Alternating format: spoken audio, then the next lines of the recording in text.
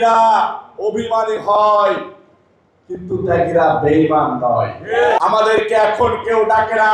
হাইব্রিডদের ভিড়ে বাংলাদেশ ভরে গিয়েছে। যারা দলকে ফেলে রেখে বিদেশ গমন করেছে, যারা দলকে ফেলে রেখে চাকরিতে গিয়েছে, যারা দলকে ফেলে রেখে গ্রামের বাড়িতে চলে গিয়েছে, যারা দলকে ফেলে রেখে ব্যবসা বাণিজ্য করতে গিয়েছে, তাদের ভিড়ে এখন ত্যাগীদের কোনো মূল্যায়ন নেই। আমি আমার নেতা কর্মীদেরকে বলি, আমরা কোনো কিছু পাওয়ার জন্য লড়াই করি নাই, আমরা কোনো কিছু ভোগ করার জন্য সংগ্রাম করি নাই।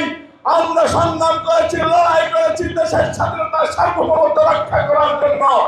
আমরা লড়াই সংগ্রাম করেছি জিয়া পরিবারকে বাংলাদেশের নেতৃত্বে রাখার জন্য। ত্যাগীরা অভিমানী হয়, কিন্তু ত্যাগীরা বেঈমান নয়। কখনোই আমরা এই দলের সাথে বেঈমানি করব না। দলের কাছ থেকে যদি কোনোদিন কোনো কিছু নাও পাই, দল যদি আবার কোনোদিন বিপদে পড়ে, ইনশাআল্লাহ এই ত্যাগীরাই রাজপথ দখল করবে। ইনশাআল্লাহ এই ত্যাগীরাই রাজপথে নিজের রক্তকে বিলিয়ে দেবে, জীবন বিলিয়ে দেবে, তবু দলের সাথে জিয়া পরিবারের সাথে বেঈমানি করবে না। আপনারা কি আমার এই কথার সাথে একমত? আমাদের প্রিয় নেতা, প্রিয় বড় ভাই, যতদিন পর্যন্ত রাজনীতি করব ততদিন পর্যন্ত তারেক রহমান সাহেবের নেতৃত্বে, নির্দেশনায়, তারেক রহমান সাহেবের ছায়াতলে থেকে আপনার সাথে রাজনীতি করব।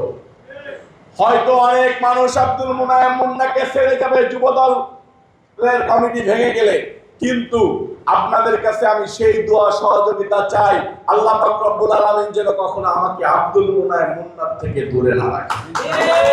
যার ভিতরে পেয়েছি সৎ সাহসিকতা, দলের প্রতি কমিটমেন্ট, জিয়া পরিবারের প্রতি ভালোবাসা, দেশপ্রেম, যে নেতা জেলখানায় থেকে প্রতিনিয়ত প্রতিদিন একটা করে হয়তো ফোন করতো, না হলে চিঠি লিখে দিত, রবিউল ইসলাম নারায়ণ জীবনের বিনিময় হলেও দেশের গণতন্ত্র প্রতিষ্ঠা করতে হবে, শহীদ রাষ্ট্রপতি জিয়াউর রহমান সাহেবের পরিবারকে বাঁচাইতে হবে, প্রিয় নেতা, প্রিয় অভিভাবক তারেক রহমান সাহেবকে বাংলাদেশের মাটিতে আনতে হবে।